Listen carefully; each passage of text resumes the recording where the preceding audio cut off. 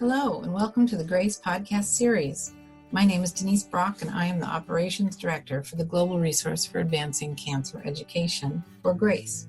In this podcast series, we interview patients, advocates, and healthcare professionals to provide the most updated information for our community and to highlight important issues facing those dealing with a cancer diagnosis. We hope you find this information valuable. For questions or comments, please visit us at cancergrace.org.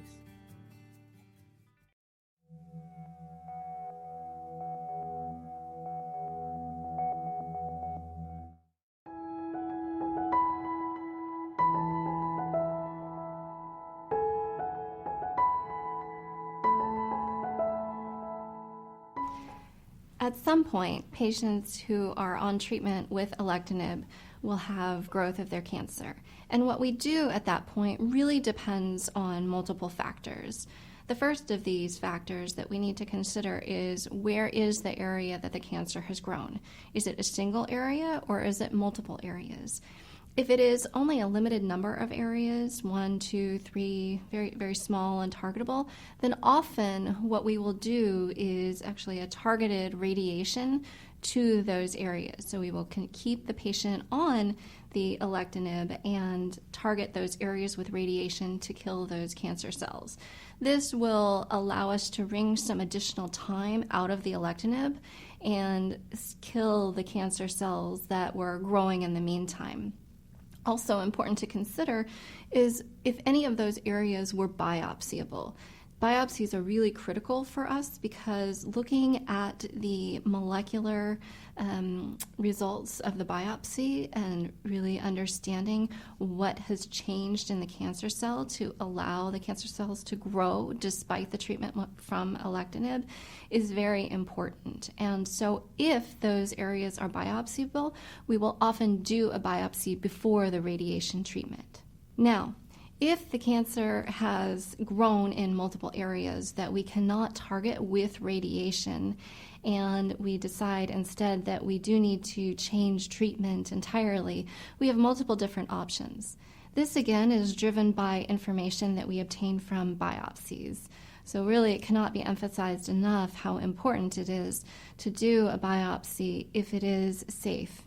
Now, we do have options if a biopsy is not feasible, and that includes doing a blood-based biopsy and looking at circulating tumor DNA within the bloodstream. Sometimes this can give us hints as to what mechanisms the cancer cells are using to grow.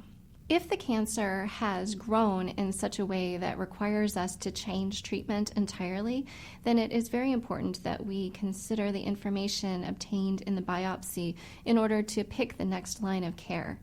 We can often make informed decisions about the next line of treatment with molecular information from the biopsy results, and specific mutations can indicate that treatment with another tyrosine kinase inhibitor may be effective. The tyrosine kinase inhibitors that we have to choose from at this moment that are FDA approved include ceritinib, brigatinib, and lorlatinib. These three drugs are all FDA approved. They are all pill therapies as well.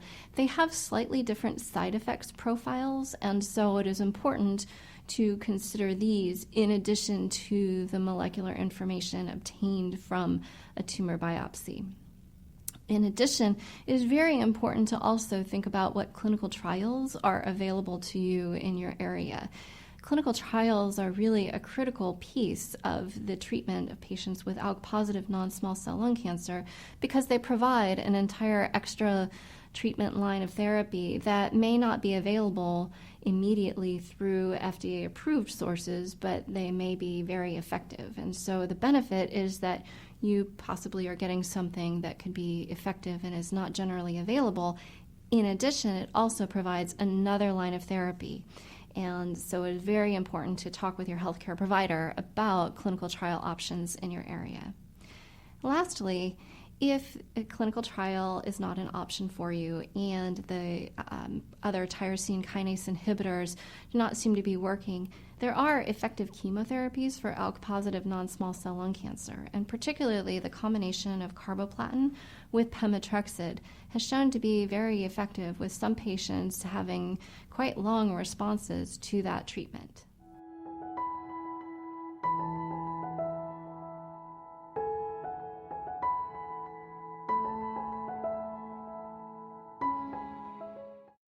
Thank you again for joining us. This podcast was made possible by the generosity of sponsorship from our friends at Lilly, Novartis, Takeda, AstraZeneca, and Exelixis. Please like and follow us on Facebook and Twitter. Send us feedback, share your story, donate and visit us for more information at cancergrace.org. Thank you for listening.